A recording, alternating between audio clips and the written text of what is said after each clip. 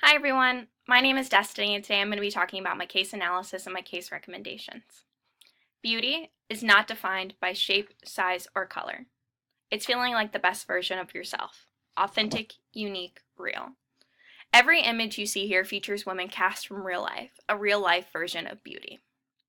This quote is seen on Dove USA's website to promote their ideas of confidence and body positivity. Although Dove claims to follow these ideas, the company has received backlash for two different advertisements, one in 2011 and the other in 2017, which potentially discriminated against women of color, despite the company's promotion of body positivity and self-esteem. As a result of these advertisements, the company's views of feminism were questioned. Customers wondered if the company was tokenizing the models that they use for their advertisements, and Dove had to learn a very hard lesson in social media. For those of you who don't know, Dove is a popular beauty brand company that sells everything from antiperspirants to body washes, beauty bars, lotions, hair care, and facial care products for both men and women.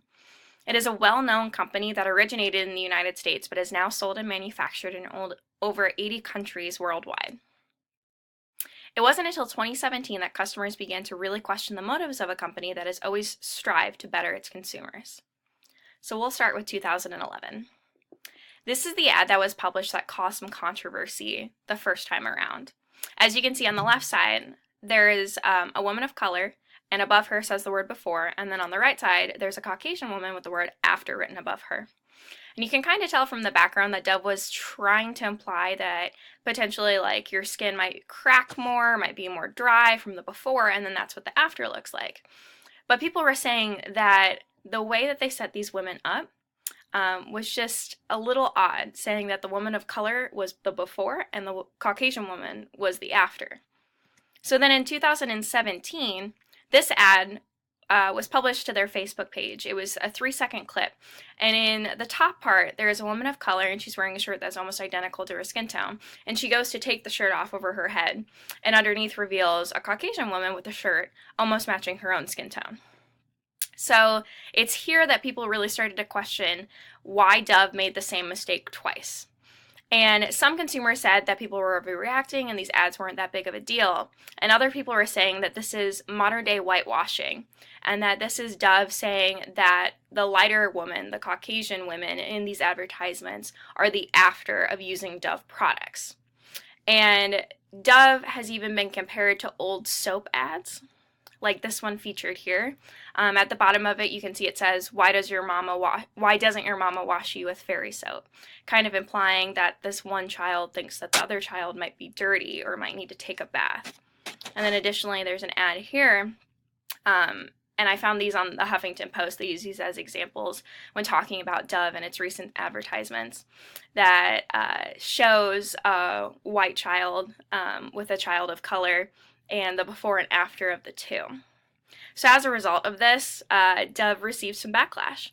And after the 2017 advertisement, they came out with a statement, and they posted this on their Facebook page.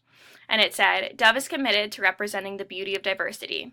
In an image we posted this week, we missed the mark in thoughtfully representing women of color, and we deeply regret the offense that it has caused. And this was right after the scandal in 2017. Some people accepted this apology, and other consumers said that using the phrase missed the mark wasn't appropriate and that they weren't taking it seriously. So I have a couple different recommendations for Dove moving forward, starting at the top and working their way down. And what I mean by that is starting with Dove's executive staff. So after doing some research, I discovered that Dove's parent company is Unilever. And Unilever has an executive staff that we're going to go through. But you can look this up on their website under the executive page that they have. And I did a quick tally to figure out how many males and females were on the staff and how many people of color were on the staff versus people not of color. And I'm just going to scroll through them real fast so you can kind of get an idea of what I'm going to be talking about. But when I went through and did the tallies, I discovered that over 2/3 of their staff was male, so less than 1/3 was female, and then less than 1/3 of the staff was people of color, and a good majority of the people of color were over the Asian or the Pacific areas that Unilever covers. So I think this is an issue with a company like Dove that's in over 80 countries, there should be more diversity on the executive team. And for Unilever, who owns a lot of other brands, there should definitely be more diversity because those brands cover multiple countries. And in our book, there's a quote that says, in many organizations, white males represent the vast majority of employees, especially among the ranks of management, and I definitely see that here. So in the future, if anyone steps down, I think Dove and Unilever should definitely consider hiring someone of color, potentially someone who is female. And if they don't want to do that, that's fine, but they definitely need a position on the executive staff that deals with diversity and inclusion, because right now they don't have a position for that, and after the couple scandals they have, I don't understand why not. And I think that that's something that they could change moving forward right now. So in addition to that, I think Dove has an issue with diversity and inclusion. So I would recommend to the company that they have all of their marketing and sales staff go through a diversity and inclusion panel, and that they make sure that they have test groups to look at their advertisements and people of color helping with all of this along the way, so that issues like this don't arise because of ignorance of the marketers or the sales staff. And I think after what has happened, Dove could definitely consider doing a diversity and inclusion revamp in the company and making everyone, including executives, really consider what diversity means to a company that promotes self-esteem and body positivity and loving themselves. And finally, I would recommend that Dove really consider what they post on social media. In this day and age, social media is a great way to advertise to people, because there is 65% of adults have social media of some kind. But they need to be careful as to what they're posting. So again, this kind of goes back to their marketing staff making sure that they really take the time and consideration to make sure that they're posting appropriate things.